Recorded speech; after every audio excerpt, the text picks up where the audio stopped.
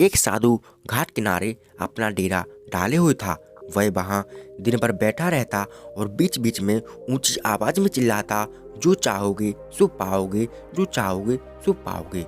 उस रास्ते से गुजरने वाले लोग उसे पागल समझते थे।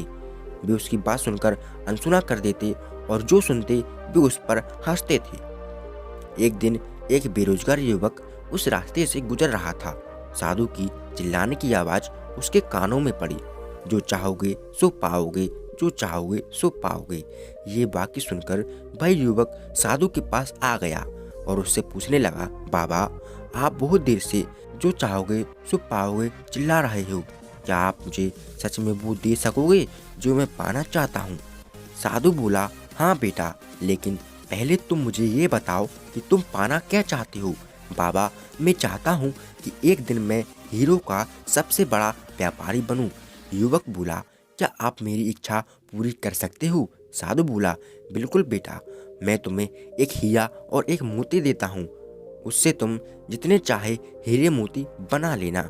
साधु की बात सुनकर युवक की आंखों में आशा की ज्योति चमक उठी। फिर साधु ने उसे अपनी दोनों हथेलियां आगे बढ़ाने को कहा। युवक ने अपनी हथेलियां साधु के सामने कर दी। साधु ने पहले उसकी एक हथेली पर अपना हाथ रखा और बोला, बेटा, ये दुनिया का सबसे अनमोल हीरा है। इसे समय कहते हैं। इसे जोर से अपने मुट्ठी में जकड़ लो। इसके द्वारा तुम जितने चाहे हीरे मोती बना लेना। इसे कभी अपने हाथ से निकलने मत देना। फिर साधु ने अपना दूसरा हाथ युवक की दूसरी हथेली पर रखकर कहा, बेटा, ये दुनिया का सबसे कीमती हीरा है। इसे धैर्य कहते हैं। जब किसी कार्य में समय लगाने के बाद भी वांछित परिणाम प्राप्त ना हो तो इस धैर्य नामक मोती को धारण कर लेना। यदि यह मोती तुम्हारे पास है तो तुम दुनिया में जो चाहो वो हासिल कर सकते हो। युवक ने ध्यान से साधु की बात सुनी और उन्हें धन्यवाद कर वहां से चल पड़ा। उसे सफलता प्राप्ति के 2 गुरु मंत्र मिल गए थे। उसने निश्चय किया कि वह कभी अपना समय व्यर्थ नहीं करेगा और सदा धैर्य से काम लेगा। कुछ समय बाद उसने हीरे के एक बड़े व्यापारी के यहाँ काम प्रारंभ किया।